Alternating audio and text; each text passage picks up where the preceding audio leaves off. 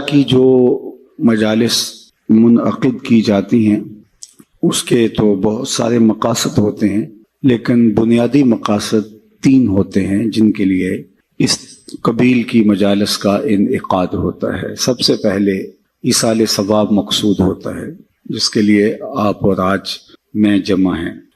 مرنے والوں کے لیے مغفرت کی دعائیں اور ان کے لیے اللہ کے حضور التجائیں، یہ ان کا حق ہوتا ہے۔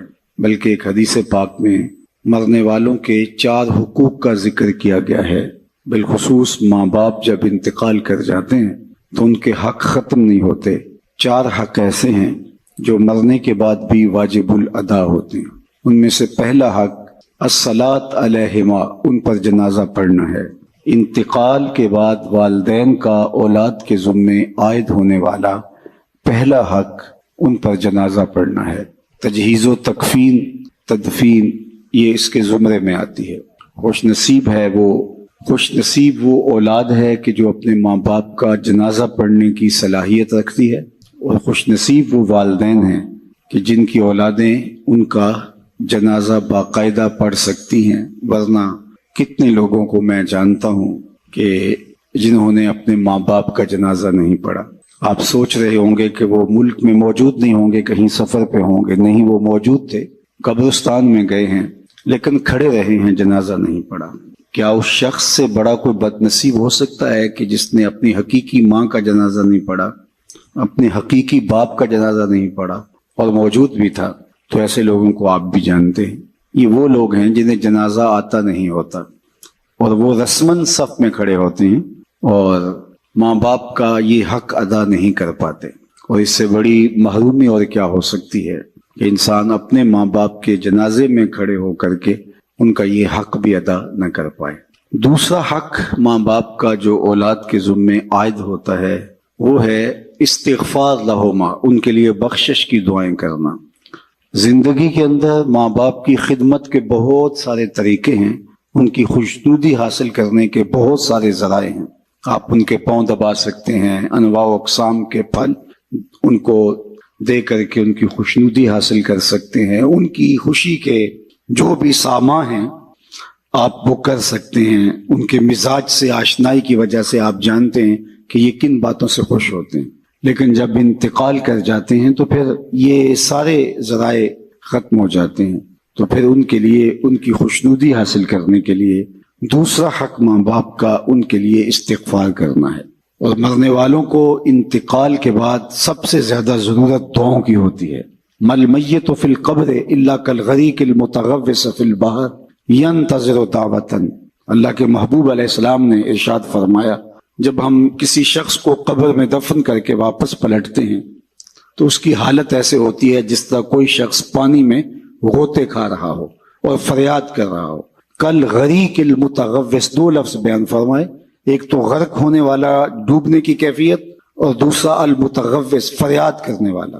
اس آڑے اور مشکل وقت میں اپنے پسماندگان کی طرف سے اگر اسے کسی چیز کا انتظار ہوتا ہے، ینتظر دعوتن، وہ دعا کا انتظار ہوتا ہے، کسی کے میرے لیے ہاتھ اٹھ جائیں اور میرے لیے کوئی دعا کر دے۔ تو اللہ بندوں کے اٹھے ہوئے ہاتھ خالی نہیں موڑتا۔ ان ربکم حیی کریم یستحیی من عبدہ اذا رفع یدیہ الیہ ان یردہما صفرا۔ تمہارا رب حیا کرنے والا کریم ہے، بندے جب اس کے سامنے ہاتھ پھیلا کے دعا مانگتے ہیں، اللہ فرماتا ہے مجھے شرم آتی ہے ان کے اٹھے ہوئے ہاتھ خالی کیسے موڑ دوں۔ بندوں کے اٹھے ہوئے ہاتھوں کی وہ لاج رکھتا ہے اور خالی نہیں موڑتا، چونکہ وہ کریم ہے۔ جتنے لوگ آپ بیٹھے ہیں، اتنے لوگ کسی دنیا دار کے ڈیرے پہ جا کے کوئی ایسی چیز طلب کریں جس کا دینا اس کے لیے مشکل نہ ہو اور دینے سے خاص فرق بھی نہ پڑتا ہو، تو مجھے بتائیں کہ اتنے لوگ اگر اٹھ کے کسی کے ڈیرے پہ چلے جائیں اور اس سے وہ چیز مانگیں جس کا دینا اس کے لیے آسان ہو، تو کیا وہ اتنے لوگوں کو خالی موڑ سکتا ہے؟ خاندانی شخص ہوگا تو وہ کہے گا ڈیرہ داری کی شان کے خلاف ہے کہ اتنے لوگ میری دہلیز پہ چل کے آگے ہیں اور مجھے کوئی خاص فرق بھی نہیں پڑتا ان کے مطالبہ کو پورا کرتے ہوئے۔ تو وہ ضرور اس مطالبہ کو پورا کرے گا، وہ کہے گا یہ ڈیرہ داری کی شان کے خلاف ہے کہ اتنے لوگوں کو خالی لٹا دوں۔ اللہ کہتا ہے یہ میری شان کے خلاف ہے کہ میرا بندہ جب میرے سامنے ہاتھ پھیلا کے دعا مانگتا ہے تو میں اس کو خالی لٹا دوں۔ ان ربکم حیی کریم یستحیی من عبدہ اذا رفع یدیہ الیہ ان یردہما صفرا.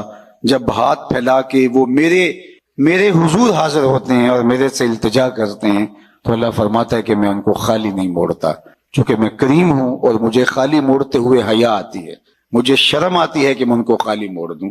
چونکہ اگر میں نے بھی خالی موڑ دیا تو وہ اور تو کوئی در نہیں ہے جہاں جا کے وہ جھولی پھیلائیں گے اور جہاں جا کے وہ اپنے ہاتھ پھیلا کے دستے طلب دراز کر کے مانگیں گے. اگر میں نے بھی نہ دیا تو پھر وہ کس دہلیز پہ جائیں گے، کس در پہ جائیں گے. اور اگر کوئی خود مانگنے کے لیے تیار نہیں ہے تو اللہ تعالیٰ بے نیاز ہے. قل ما یعبأ بکم ربی لولا دعاؤکم، اے محبوب فرما دو اگر تم اسے نہیں پکارو گے تو وہ بھی پرواہ نہیں کرے گا. تمہاری ضرورت ہے، تم مانگتے رہو، جھولیاں پھیلاتے رہو، دستے طلب دراز کرتے رہو، وہ تمہاری جھولیاں بھرتا رہے گا. لیکن اگر تم متکبر ہو گئے، تم سرکش ہو گئے اور تم نے مانگنا چھوڑ دیا تو وہ اسے بھی پھر پرواہ نہیں، چونکہ وہ کریم بھی ہے اور وہ بے نیاز بھی ہے. تو تم اس سے دستے طلب دراز کر کے مانگو. پھر اللہ سے مانگنے کا کوئی وقت نہیں ہے، جب بھی مانگو در رحمت کو شادہ پاؤ گے. دنیا دار سے مانگنا ہو تو وقت دیکھنا پڑتا ہے. یہ تو سونے کا وقت ہے، اس وقت دستک دی تو الٹا طبیعت میں مزاج میں تلخی ہوگی. لیکن وہ مالک ہے لا تاخذہ سنۃ ولا نوم، نیند تو دور کی بات ہے، اسے تو اونگ بھی نہیں آتی ہے. تو دن کو جاؤ، رات کو جاؤ، دوپہر کے وقت در دستک پہ حاضری دو، رات کے پچھلے پہر اس کی دہلیز پہ جا کے دستک دو. جب بھی اسے پکارو گے وہ دینے پہ آمادہ ہے. دنیا دار سے مانگنا ہو تو اس کی زبان میں مانگا جاتا ہے. اللہ سے جس زبان میں مرضی مانگو، عربی میں مانگو، اجمی میں مانگو، ہندی میں مانگو، سندھی میں مانگو، اقبال کے لہجے میں مانگو، رومی کی طرز میں مانگو. نہیں مانگنا آتا خالی ہاتھ پھیلا دو، وہ بند لبوں کی بولیاں بھی جانتا ہے. مانگو تو صحیح، دستے طلب دراز تو کرو، ہاتھ تو پھیلاؤ. بت کے سامنے ہاتھ جوڑ کے زلیخا کہہ رہی تھی یا صنمی یا صنمی، اے میرے بت مجھے بچھڑا ہوا یوسف ملا دے. پتھر کا مادو بلا اس کی فریاد کیا سنتا، لیکن اس کا اعتقاد تھا. وہ سر شام بت کے آگے بیٹھ جاتی اور یوسف کے ملنے کی التجائیں کرتی، یا صنمی یا صنمی. عمر بیت گئی، نہ اس کا جذبہ کم پڑتا ہے اور نہ یوسف مل رہے ہیں. ایک دن رات کا پچھلا پہر تھا اور بت کے آگے ہاتھ جوڑے کھڑی تھی اور یا صنمی کا وظیفہ پڑھ رہی تھی کہ اچانک نیند کا جھٹکا آ گیا، زباں بل کھا گئی. یا صنمی پکارتے پکارتے کہنے لگی یا سمادی یا سمادی. آواز آئی جبریل یوسف کے گھوڑے کا رخ موڑ دے، بچھڑی ہوئی کو یوسف ملا دے. یا اللہ تجھے تو نہیں پکار رہی ہے، تو بت کو پکار رہی ہے. زباں بل کھا گئی ہے. یا صنمی کی بجائے یا سمادی کے لفظ زباں پہ آ گئے. کہا جبریل جیسے بھی اس کے لبوں پہ میرا نام تو آیا ہے، اگر میں نے بھی نہ دیا میرے اور بت میں فرق کیا ہوا؟ کوئی پکارے تو صحیح، کوئی دستے طلب دراز تو کرے، کوئی مانگے تو صحیح، ہاتھ تو پھیلائے اس کی چوکھٹ پہ. وہ کریم ہے، 70 پیار کرنے والا ہے. تو اگر اس کی دہلیز پہ مانگیں تو وہ بندوں کی طلب سے سوا دیتا ہے، ضرورت سے زیادہ عطا کرتا ہے. تو پہلا مقصد اس کے حضور بخشش و غفران طلب کرنا ہے، اللہ کے حضور عرض کرنا ہے کہ مالک غفران و رحمت کے پردوں میں ہماری ماں کو ڈھانپ لے. یہ پہلا مقصد ہے آج کے اس اجتماع کے انعقاد کا. اور یہ بات ذہن میں رکھیں، جس طرح ماں باپ کی دعائیں اولاد کے حق میں قبول ہوتی ہیں، اس طرح اولاد کی دعائیں بھی ماں باپ کے حق میں قبول ہوتی ہیں. جب ماں باپ کے لیے اولاد دعا مانگتی ہے تو وہ خلوص ہوتا ہے اس دعا کے اندر. میں نے کتب تصوف میں پڑھا اور ایک حدیث اس کی تائید میں بھی مل گئی. جس شخص نے روزانہ معمول بنا لیا کہ اپنے ماں باپ کے لیے اہتمام سے دعا کرتا ہے، ساری زندگی اس کے رزق میں بے برکتی نہیں آ سکتی. یہ آسان سا نسخہ ہے. ماں باپ زندہ ہیں تب بھی، ماں باپ انتقال کر گئے ہیں تب بھی. روزانہ ایک وقت متعین کر لیں اور خاص طور پہ ان کے لیے دعا کریں. ویسے تو جو صالح پاکیزہ اولاد ہوگی، 5 گانا نماز کی عادی اولاد ہوگی، وہ اہتمام سے نہ بھی کرے تو دن میں کتنی مرتبہ اللہ کے حضور عرض کرتی ہے ربنا اغفر لی ولوالدی، اللہ مجھے بھی بخش دے، میرے ماں باپ کی بھی مغفرت فرما دے. تو خوش نصیب ماں باپ کے لیے دعاؤں کے سلسلے ہوتے ہیں. تو ماں باپ کے لیے دعاؤں کا سلسلہ جاری رکھنا یہ خوش نصیب اولاد کا مقصوم ہوتا ہے. اوروں سے دعا کروانا آپ کو اس لیے بلایا گیا ہے نا کہ اتنے لوگوں کے ہاتھ اٹھیں گے کتنے نیک بوڑھے بزرگ سفید ریش لوگ، نیک سادات کتنے لوگ ہیں، تو اللہ کسی کی قبول کر لے۔ تو اوروں سے دعا کروانا، حضرت ابو ہریرہ رضی اللہ تعالیٰ عنہ کہا کرتے تھے اللہم اغفر لابی ہریرہ ولأمی ولمن استغفر لہما، اے اللہ ابو ہریرہ کو بخش دے، ابو ہریرہ کی ماں کو بخش دے، اور جو ہم دونوں کے لیے بخشش کی دعا کرے اسے بھی بخش دے۔ حضرت محمد بن سیرین جلیل القدر تابعی ہیں، وہ جب بھی کبھی زندگی میں دعا مانگتے تھے تو یہ دعا ضرور ساتھ مانگتے، اللہ ابو ہریرہ اور ان کی ماں کی مغفرت فرما۔ تو کسی نے ان کو کہا کہ آپ کو کوئی خاص ہمدردی ہے، کوئی تعلق خاص ہے ان کے ساتھ؟ تو فرمایا کہ ہاں وہ تو سب کو ہی ہے، لیکن میں اصل ان کی دعا کا خود مصداق بننا چاہتا ہوں، چونکہ انہوں نے کہا تھا اے اللہ ابو ہریرہ کو بخش دے، ابو ہریرہ کی ماں کو بخش دے، اور جو ہم دونوں کے لیے بخشش کی دعا کرے اس کو بھی بخش دے۔ تو میں ان کے لیے دعا کر کے اپنی بخشش کا سامان کر رہا۔ تو اپنے ماں باپ کے لیے دعاؤں کے سلسلے کو کبھی بھی ٹوٹنے نہیں دینا چاہیے۔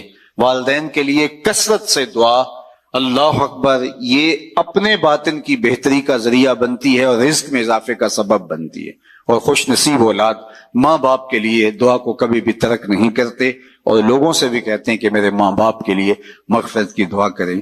حضرت ابو ہریرہ فرمایا کرتے تھے کوئی ہے جو مسجد اشار میں 2 رکعت پڑھے اور میری ماں کی مغفرت کی دعا کرے؟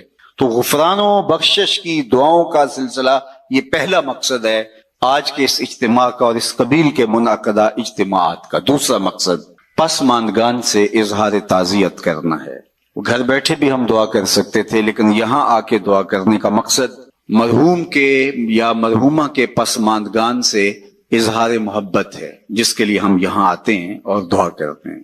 اور یہ حضور کے عمل سے، سنت سے ثابت ہے کہ حضور مائز ابن مالک اسلمی کے گھر گئے ہیں جب ان کا انتقال ہوا، اور آقا کریم نے جا کر کے کہا استغفروا لمائز، مائز کے لیے بخشش کی دعا کرو۔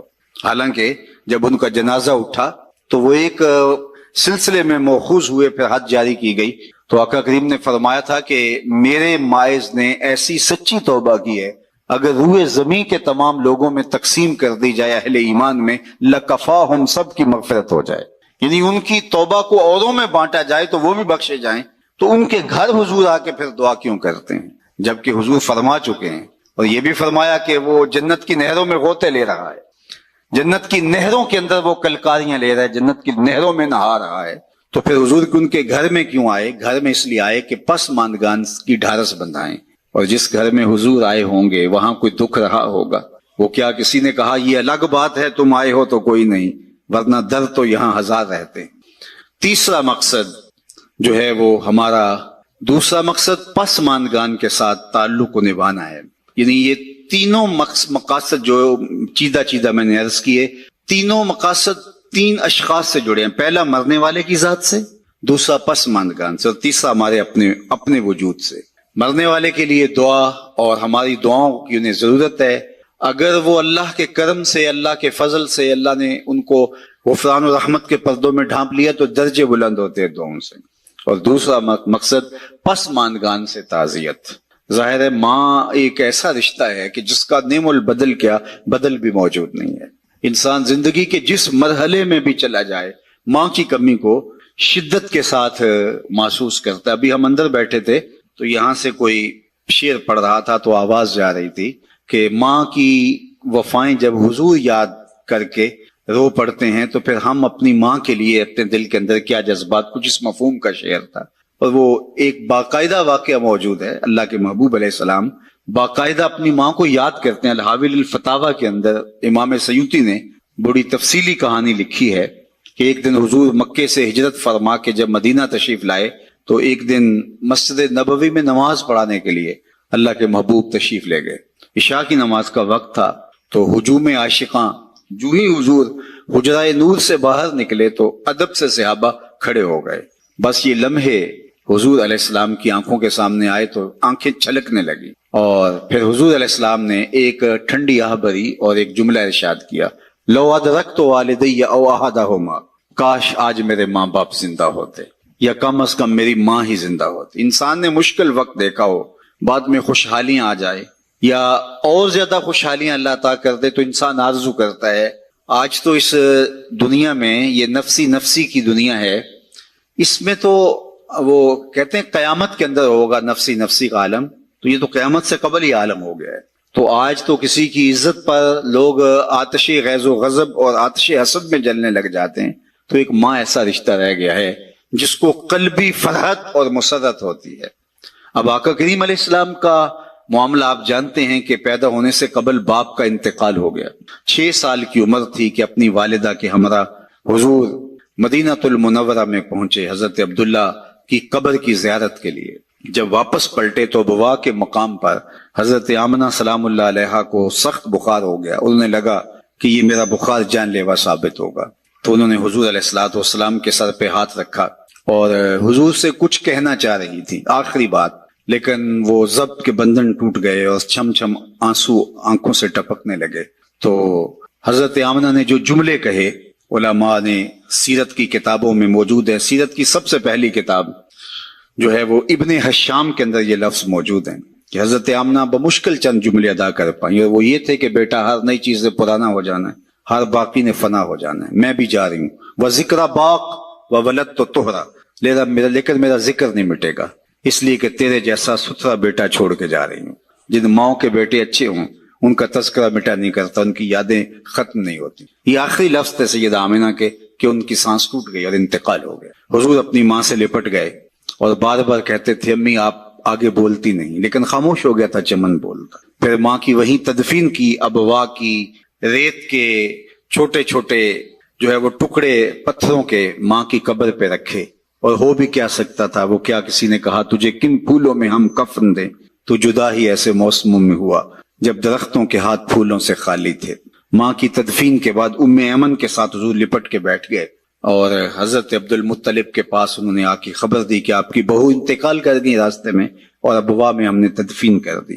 ابن حشام نے لکھا ہے کہ حضور کو آغوش میں سمیٹ کر حضرت عبد المطلب بہت روئے اور ام ایمن سے ہی کہا کہ میرے بیٹے کا تم نے بہت خیال رکھنا ہے، اور آقا کریم علیہ الصلوۃ والسلام کی ذمہ داریوں کو جس طرح پھر وہ نبھاتے رہے وہ تاریخ کا ایک انوکھا باب ہے۔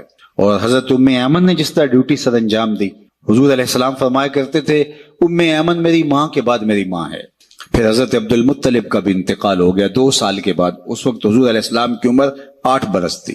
سیرت کی کتابوں میں یہ واقعہ موجود ہے کہ جب امیر قریش حضرت عبد المطلب کا جنازہ اٹھا پورا مکہ امڈ آیا، لیکن 8 سال کے بچے کو دیواروں سے لپٹ لپٹ کے لوگوں نے روتے ہوئے دیکھا۔ پھر چچا کی کفالت، پھر وہ وقت بھی گزرا، مکے کے بازار، طائف کی گلیاں، کھدے ہوئے گڑھے، ڈالی جانے والی اجریاں، آلام، تکلیفیں، کفار کی طرف سے ریشہ دوانیاں، جبر، ظلم اور استبداد کی لمبی داستانیں۔ اللہ کا حکم ہوتا ہے کہ آپ ہجرت کر کے مدینے آ جائیں، تو حضور علیہ السلام مدینے چلے گئے۔ تو آج حالات بدل گئے، حضور جو ہی حجرہ انور سے باہر نکلے صحابہ دب سے کھڑے ہو گئے۔ وہ وقت بیت گیا جب لوگ پتھر مارتے تھے، اب صحابہ پلکیں بچھاتے ہیں۔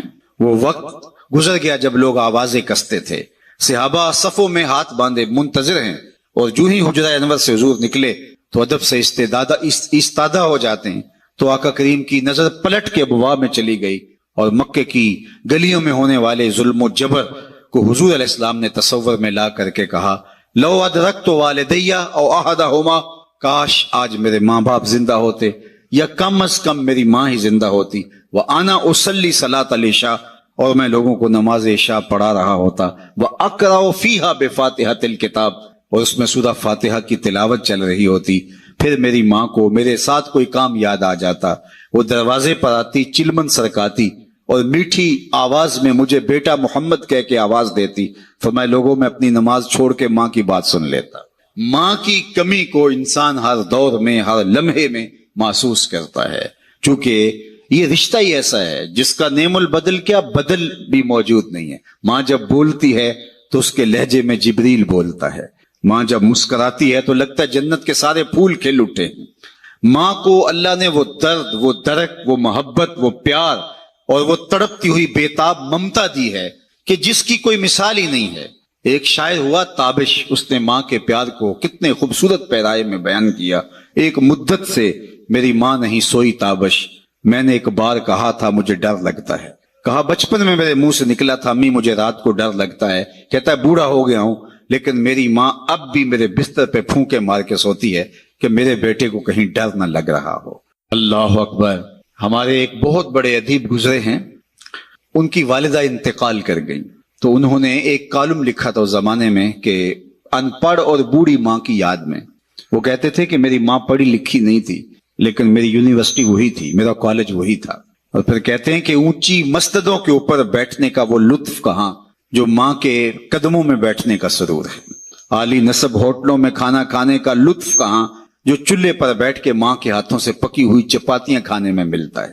عالی جناب، حضرت صاحب، کیا کیا لقب دیے جاتے ہیں، نقیب حضرات اٹھا کے کہاں سے کہاں تک لے جاتے ہیں، لیکن ان لفظوں میں وہ چاشنی کہاں جو ماں کی زبان سے اوئے مٹھو اور اوئے ببلو میں رکھی گئی ہے۔ ماں جب پیار سے بیٹے کو دیکھ رہی ہوتی ہے، لگتا ہے آسمان سے رحمتیں اتر رہی ہیں، اللہ نے اس کو وہ پیار دیا۔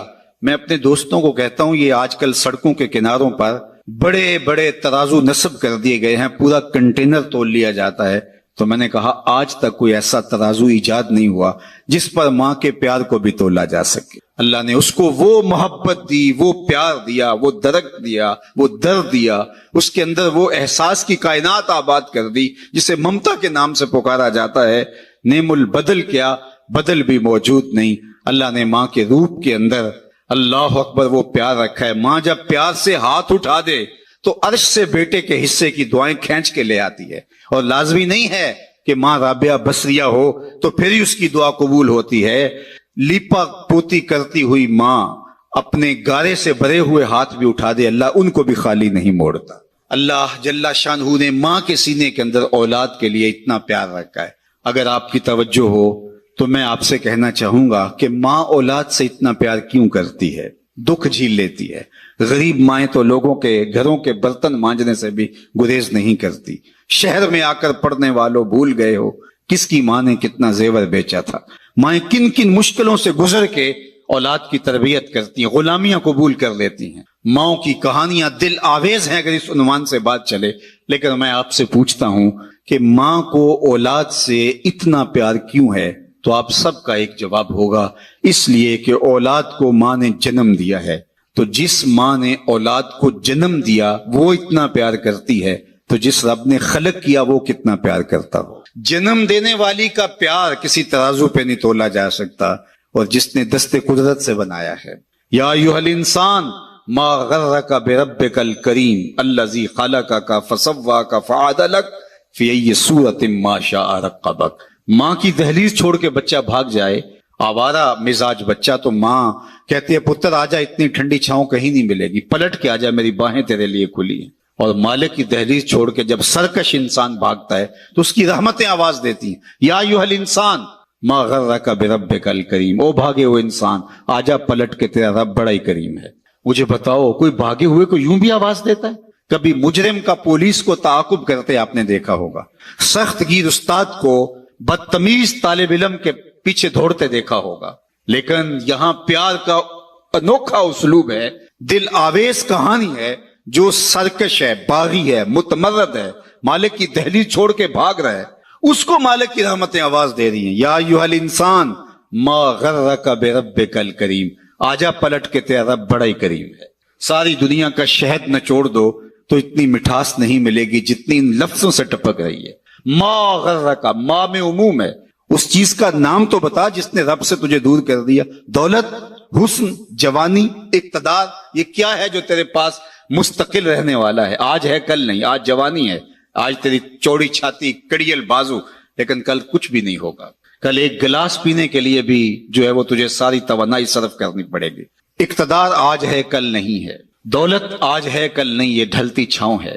تو کس ورطے پہ، کس بل بوتے پہ تو مالک کی دہلیز چھوڑ گیا؟ ما غرک، کس چیز نے تجھے مغرور کر دیا؟ بربک الکریم۔ اچھا، رب کہنا ہی کافی تھا، لیکن صفت کریم لگائی۔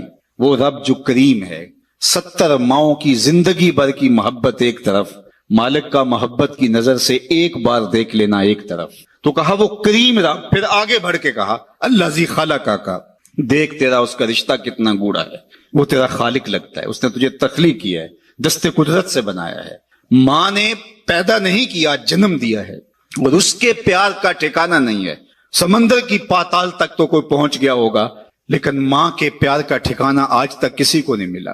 اللہ نے اس کے سینے کے اندر جو اولاد کی محبت رکھی ہے، اور وہ محبت اس لیے کہ اس نے اولاد کو جنم دیا، جس ماں نے جنم دیا وہ اتنا پیار کرتی ہے۔ اللہ فرماتا ہے الذی خلقک، دیکھ میرا تیرا رشتہ، میں تو خالق لگتا ہوں، میں نے تو تجھے خلق کیا ہے، تجھے دستے قدرت سے بنایا ہے، اور میری دہلیز چھوڑ کے بھاگ گیا۔ فسواک، پھر تجھے ہموار کیا، تیرے اعضاء کو توازن بخشا، تجھے حسن دیا، تجھے جوانی دی، تجھے قد رانا دیا، تجھے اعتدال دیا۔ دو آنکھوں میں ایک آنکھ کا سائز ہی چھوٹا ہو جاتا تو بتا کتنا بھدا لگتا، دو ٹانگوں میں ایک ٹانگ کا تھوڑا سا سائز چھوٹا ہو جاتا تو 6 فٹ کا قد نہ رکھنے والا کس قدر عجیب شخصیت کا مالک ہوتا۔ یہ سب کچھ موجود تھا، آنکھوں میں بجلیاں ہوتی، کانوں میں سماعت کے اجالے ہوتے، زبان پہ جو ہے وہ نطق کا اجالا اور نور پھیلا ہوتا، قد را نہ ہوتا، لیکن دماغ کے پرزے ڈھیلے ہوتے تو قمیص کے پیچھے گھر کا ایڈریس لکھا ہوتا کہ جس کو ملے اس ایڈریس پہ پہنچا دے۔ انسان تجھے میں نے توازن بخشا ہے، فسواک فعدلک، تجھے اعتدال دیا ہے، تجھے حسن بھی دیا، تجھے جوانی بھی دی، تجھے جمال بھی دیا، لیکن تجھے توازن اور اعتدال بھی دیا۔ اللہ اکبر، یہ ہے تیرا رب۔ آجا پلٹ کے، آنا تو نے ہے ہی، پھر جو لوگ کندھے پہ اٹھا کے لائیں گے، اچھا نہیں اپنے قدموں سے چل کے آجا، بھاگ تو سکتا نہیں ہے، آنا تو نے پھر میری دہلیز پہ ہے، لیکن پھر لوگ اٹھا کے لائیں گے، پھر منہ ڈھانپ کے آتا پھرے گا، اچھا نہیں کھلے منہ سے آجا، میری رحمتیں تجھے بڑھ کے استقبال کرنا چاہتی ہیں۔ میرا بندہ میری طرف ایک بالشت آتا ہے تو فرمایا کہ میں اس کی طرف ایک ذرا آتا ہوں، ایک گز آتا ہوں، اور اگر میرا بندہ میری طرف ایک قدم آتا ہے میں 70 قدم آتا ہوں، اور اگر میرا بندہ میری طرف چل کے آتا ہے اتیتہ ہر والا، میری رحمتیں دوڑ کے استقبال کرتی ہیں اس کو۔ آج آجا، کل تو نے آنا ہی آنا ہے، کل لوگ اٹھا کے لائیں گے، بہتر اپنے قدموں سے خود چل کے آجا۔ یا ایھا الانسان ما غرک بربک الکریم الذی خلقک فسواک فعدلک فی ای صورت ما شاء رکبک۔ دیکھ کیسی سونی شکل دی ہے، کیسی صورت دی ہے، کیا جمال تجھے عطا کر دیا ہے، تجھے پتہ ہی نہیں تجھے کیا کیا جو ہے وہ نظم دیے ہیں، تیرے اندر کیا کیا سسٹم اس نے لگائے ہیں۔ میرے ایک دوست کے اندر، جو ایک دوست ہے، اس کے منہ کے اندر جو لعاب کی مقدار ہے، وہ جو مطلوبہ مقدار چاہیے اس سے کچھ کم پیدا ہوتی ہے، تو اس کو بولنے میں دقت ہے۔ مسئلہ کیا ہے جی؟ اس کا لعاب کی مقدار کچھ کم پیدا ہو۔ دنیا کا امیر ترین شخص اوناسس، یہ ٹاپ 10 لوگ بنتے تو کسی زمانے میں، یونان کا اوناسس، جس کا بہت بڑا کام تھا اور دنیا کے 10 لوگوں میں شامل تھا، تو اس کی آنکھ کے پپوٹے کام کرنا چھوڑ جاتے ہیں۔ یہ خود کار سسٹم ہے، ہم نے چونکہ کبھی اس کا بل نہیں دیا اس لیے ہمیں پتہ نہیں یہ کتنا بڑا نظم لگا ہوا ہے، ادھر سے تنکا اڑا، ادھر سے آنکھ بند ہو گئی۔ یہ خود کار نظام ہے، اللہ نے جو رکھا ہوا ہے، تو اس کے پپوٹے کام کرنا چھوڑ جاتے ہیں۔ ڈاکٹر سلوشن ٹیپ لگا کے اس کی آنکھیں بند کرتا ہے تو وہ سو جاتا ہے، اور پھر جب اس نے آنکھ کھولنی ہوتی ہے تو سلوشن ٹیپ لگا کے آنکھیں کھولتا ہے۔ تو کسی نے اوناسس سے پوچھا کہ تیری زندگی کی سب سے بڑی خواہش؟ اس نے کہا کاش میں اپنی آنکھیں اپنی مرضی سے کھول سکوں۔ تو کہا اس کے لیے تجھے دولت لگانی پڑے تو کتنی دولت جھونک سکتا ہے؟ اس نے کہا ساری دولت لگا دوں گا، کاش کہ میں اپنی آنکھیں تو اپنی مرضی سے کھول سکوں۔ ہم تو اپنی آنکھیں اپنی مرضی سے کھولتے، ہمارے اندر تنفس کا نظام ہے، انہضام کا سسٹم ہے، عضلاتی نظام ہے، اتنی کائنات ہے، ہم نے کبھی تفکر و تدبر بھی نہیں کیا ہمارے مالک نے ہمیں کیا کیا دیا ہے۔ تو کہا کہ تجھے توازن دیا، تجھے اعتدال دیا، تجھے حسن دیا، تجھے شکل دی، بلکہ ایک آگے چل کے ایک دوسرے مقام پہ قرآن کہ ثم اماتہ فاقبر، اللہ تعالیٰ نے اس کو بھی بطور نعمت گنوایا کہ میرا شکر مان کہ میں نے تجھے موت دی۔ اگر تجھے موت ہی نہ دیتا بتا کیا کرتا؟ بڑھاپا آ گیا تھا، ارذ العمر آ گئی تھی، اڑ جاتا۔ اب وہی بچپن پلٹ کے دوبارہ بڑھاپے میں آ گیا۔ وَمَن نُعَمِّرْهُ نُنَكِّسُ فِي الْخَلْقِ، سورہ یاسین۔ ہم جب لمبی عمر دیتے ہیں تو پلٹ کے پھر وہ بچپنا لے آتے، دانت گر گئے، پھر سخت چیز میدے میں اتار نہیں سکتا، میدا کمزور ہو گیا، بولو براز پھر چارپائی کے اوپر، مشکل بن گئی، زندگی سے تنگ آ گیا۔ بچپنے میں بولو براز سب کو چارپائی کے اوپر ہوتا تھا تو ماں کے سینے میں ممتا رکھی ہوئی تھی، تو ماں اس ممتا کے تحت کبھی شکایت نہیں کرتی تھی۔ بیٹا معذور بھی ہو تو ماں کی زبان سے کبھی نہیں سنیں گے کہ اللہ میرے بیٹے کو پردہ دے دے، اور نہ ماں کے سامنے یہ بولنے کی کوئی جرت کر سکتا ہے۔ لیکن جب والدین بوڑھے ہو جاتے ہیں اور ڈاکٹر بھی جواب دے دیتے ہیں اور چارپائی پہ بولو براز مشقت بن جاتی ہے، تو اولاد پھر یہ تو ضرور کہتی ہے کہ دعا کرو اللہ ماں باپ کو پردہ دے دے، لیکن ماں باپ نے کبھی پردہ نہیں مانگا تھا اولاد کے لیے، چاہے جتنی بھی اذیت میں ہو۔ اللہ اکبر، وہ مشکل وقت آ گئی، یہ ارذل عمر ہے، پھر پلٹ کے بچپنا آ گیا، ایک گلاس پانی کے مانگنے کے لیے پوری توانائیاں صرف کرنی پڑتی ہیں، پھر آواز نکلتی ہے، پھر آنکھیں انتظار کرتی ہیں کوئی 2 گھونٹ پانی لے آئے، پھر وہ پانی پیش کرتا ہے تو پھر پوری ہمت لگا کے اس پانی کو جو ہے وہ حلق سے نیچے اتارنا پڑتا ہے، کتنی مرتبہ سانسیں لینی پڑتی۔ اب گھر والے تنگ آ گئے، بابے کو اندر سے باہر برآمدے میں ڈال دیا کہ بچہ بابا کھانستا ہے اور بچے ڈسٹرب ہوتے ہیں، امتحان سر پہ ہیں، نوکر مقرر کر دیا۔ اب اتنی مشکل بن گئی کہ وہ کہتا ہے یا اللہ مجھے موت ہی دے دے۔ اللہ فرماتا ہے ثم اماتہ، ہمارا شکر مان کے ہم نے تجھے موت دی، اگر اس مرحلے میں ہم تجھے موت بھی نہ دیتے بتا کیا کرتا۔ پھنس گیا تھا نا، گھر والے بھی تنگ آ گئے، ان کے چہروں سے بیزاری کو تو محسوس کر لیتا۔ اب اس وقت اگر ہم تجھے موت نہ دیتے، سارے پیار اور ساری محبت کے باوجود تو کتنی مصیبت میں پھنس گیا تھا۔ اللہ کہتا ہے ثم اماتہ، شکر مان میرا کہ میں نے تجھے موت عطا کی۔ پھر آگے کیا فرمایا؟ فاقبرہ، بکری بھی تو مری تھی، گھسیٹ کے روڑی پہ ڈال دیا، جانور بھی تو مرے تھے، گھسیٹ کے گڑھے میں پھینک دیا، لیکن کہا نہیں ثم اماتہ فاقبرہ، جو ہی مرا دوبارہ پھر تو محبوب بن گیا۔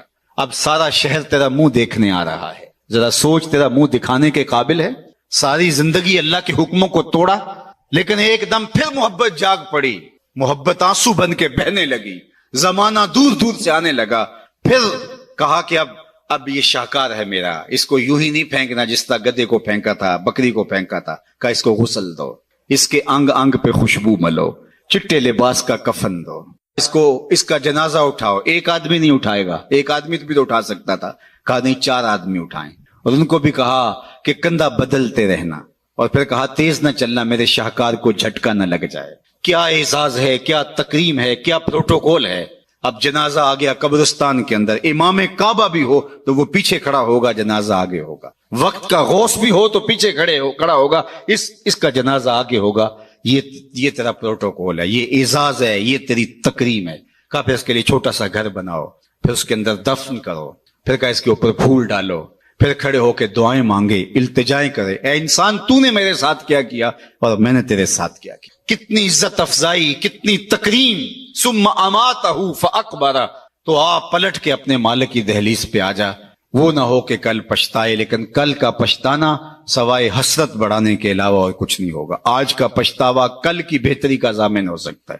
وقت پر کافی ہے ایک قطرہ بھی آب خوش ہنگام کا، جل گیا جب کھیت برسا می تو پھر کس کام کا۔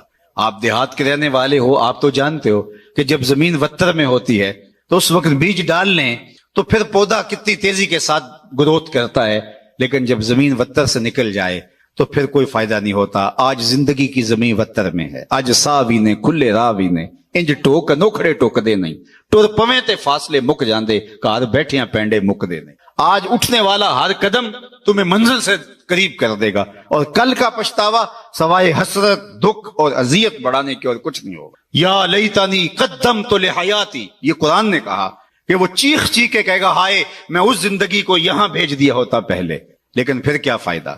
بلکہ میں نے تو پڑھا ہے کہ قیامت کے دن نیکوکار بھی پچھتائیں گے۔ بدکاروں کا پچھتانا تو سمجھ میں آتا ہے، نیکوکار کیوں پچھتائیں گے؟ جب اپنے اچھے اعمال کی جزا دیکھیں گے تو وہ پچھتائیں گے، جو چند لمحے ضائع کر دیے وہ بھی کیوں ضائع کر دیے، وہ بھی اس کی یاد میں، اس کے ذکر میں، اس کی محبت میں گزار دی۔ تو آج وقت ہے، آج فرصت ہے، آج لے ان کی پناہ، آج مدد مانگ ان سے۔ کل قیامت کو نہ مانیں گے، اگر مان گیا اس دن تو ہر کوئی مانے گا، لیکن آج کا پچھتاوا کل کی بہتری کا ضامن ہو سکتا ہے۔ وہ ایک فقیر تھا، بازار میں کھڑا رو رہا تھا، تو ایک آدمی نے گزرتے روک کر کے کہا کسی نے مارا ہے بابا؟ میں پوچھ لیتا ہوں۔ کہا نہیں کوئی ایسی بات نہیں، تو کیوں رو رہے ہو؟ اس نے کہا بس ان کے رویے نے رلا دیا۔ کیا مطلب؟ کہا گزر رہا تھا، ان کو دنیا میں کھوئے ہوئے دیکھا تو میرے دل میں خیال آیا کہ ان بندوں کی رب کی صلح نہ کروا دوں۔ تو اس نے حیرت سے پوچھا پھر کیا ہوا؟ کہا میں نے اس سے بات کی، اس نے کہا لے آ میری تہلیز پہ، میری چوکھٹ پہ، ایک آنسو سے سارے گناہ دھو ڈالوں گا۔ میں بڑا خوش ہوا، میں ان سے بات کی، یہ الٹا میرا مذاق اڑا۔ جا بابا کام کر، کہاں سے آ گیا ہے تجھے کیا پتا یہ دنیا اور دنیا داری اور دنیا کے معاملے، یہ کاروبار حیات، جا موج کر۔ وہ تو مان گیا تھا، یہی نہیں مانے۔ 2 4 5 دن گزرے تو وہی شخص دوبارہ گزرا تو قبرستان میں وہی بابا کھڑا رو رہا تھا۔ تو وہ پھر رکا, کہا کہ بابا بازاروں میں بھی روتا ہے, قبرستانوں میں بھی روتا ہے, آج کیا ماجرا ہوا؟ کہا ان سے مایوس ہو گیا تھا تو آج میں ادھر آ گیا, تو میں نے سوچا ان کی قبرستان والوں کی اور رب کی صلح کروا دوں. تو اس نے کہا کہ جو ہے پھر کیا ہوا؟ اس نے کہا میں ان سے بات کی, انہوں نے کہا ہم تیار ہیں, لیکن اس سے بات کی تو وہ نہیں مانا. آج وہ مان رہا ہے اور کل وہ نہیں مانے. آج لے ان کی پناہ, آج مدد مانگ ان سے, کل قیامت کو نہ مانیں گے اگر مان. آج کا پچھتاوا کل کی بہتری کا ضامن بن سکتا ہے. یہ تھوڑی زندگی ہے, یہ ٹوٹ کے بکھر جانے والا خواب ہے. کچھ نہیں ہے اس دنیا کی حقیقت. چیز دنیا ہے کیا؟ از خدا غافل بدن, یہ خدا سے غافل ہونے کا نام ہے. اللہ کی غفلت موت ہے. اپنے آپ کو اللہ کی دہلیز پہ رکھو. پھر یہ دنیا نہیں ہے. تمہارا کمائی کر کے لا کے بیوی کے منہ میں لقمہ رکھنا بھی دین کہلائے گا. بس اپنے دل کے قبلے کو درست کرنا ہے. یہ تھوڑا وقت ہے, زندگی ٹوٹ رہی ہے. ہم سمجھتے ہیں ہم بڑے ہو رہے ہیں, لیکن حقیقت میں ہم چھوٹے ہو رہے ہیں. جو قرآن نے کہا ان الانسان لفی خسر, بے شک انسان خسارے میں ہے. تو ایک بزرگ تھے, فرماتے مجھے سمجھ نہیں آتی تھی انسان خسارے میں کیسے ہے.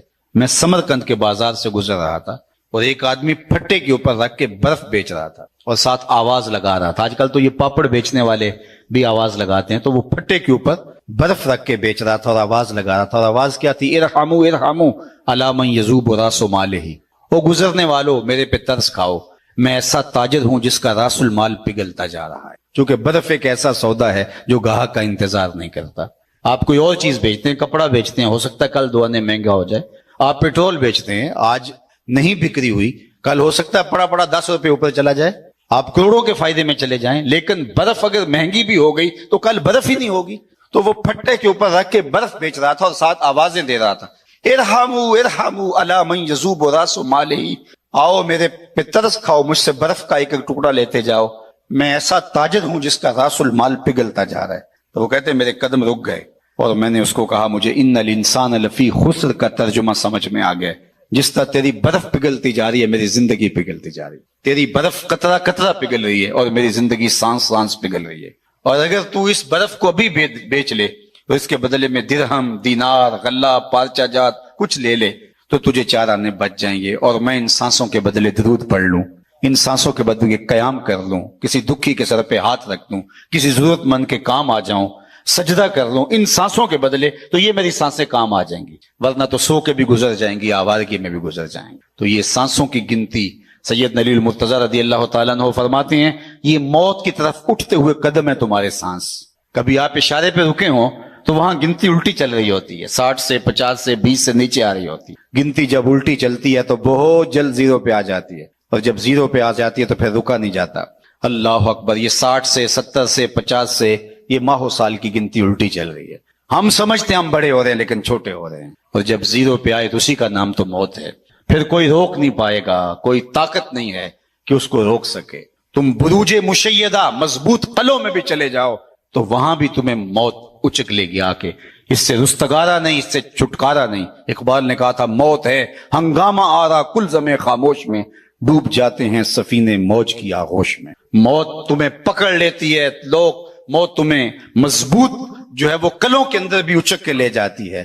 ایک مفکر نے کہا تھا کہ اگر موت سے چھٹکارا ممکن ہوتا تو میں اپنی ماں کو نہ مرنے دیتا.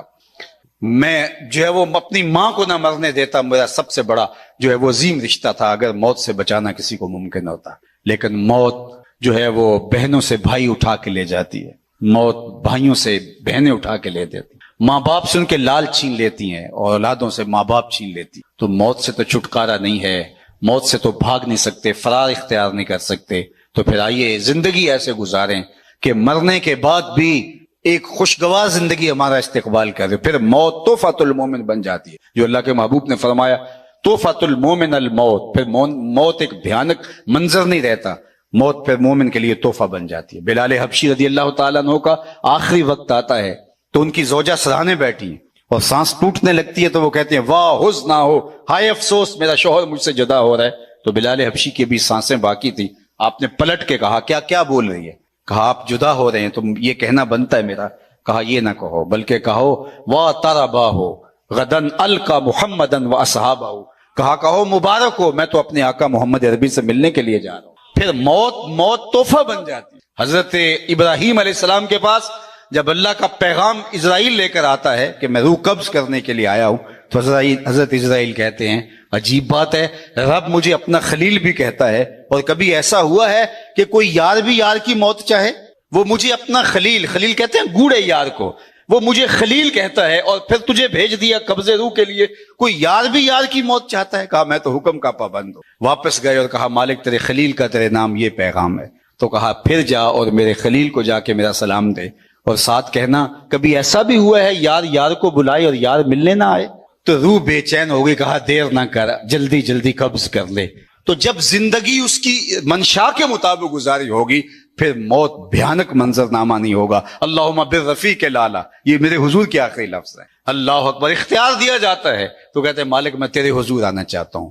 تو پھر یہ جہاں بھی پھر وہ جہاں بھی بندہ مومن کا ہوتا ہے، ورنہ یہ جہاں بھی قید خانہ اور وہ جہاں بھی اذیتوں سے بھرا ہوا۔ آئیے جو مختصر زندگی اللہ نے ہمیں ودیعت کی ہے، اس زندگی کو اللہ اور اس کے رسول کی یاد کے مطابق بسر کرنے کا عزم مصمم کریں، اور اللہ کی بارگاہ میں اس دعا کے ساتھ ہم رخصت ہوتے ہیں کہ اللہ جل شانہ ہمارے محترم کی والدہ ماجدہ کو اللہ کروٹ کروٹ جنت کی بہاریں نصیب فرمائے، اللہ تعالیٰ ان کی قبر کو وسیع، کشادہ، منور، خوشبودار اور ٹھنڈا کرے، انہیں صبر کی توفیق دے اور ان کی برزخی زندگی کے قوائف اپنے کرم سے درست فرمائے۔ آپ جتنے لوگ تشریف لائے ہیں اللہ آپ سب کے والدین کو اپنی خاص امان میں رکھے، جن کے والدین انتقال کر گئے ہیں اللہ تعالیٰ ان کی قبروں کو وسیع، کشادہ، منور، خوشبودار رکھے۔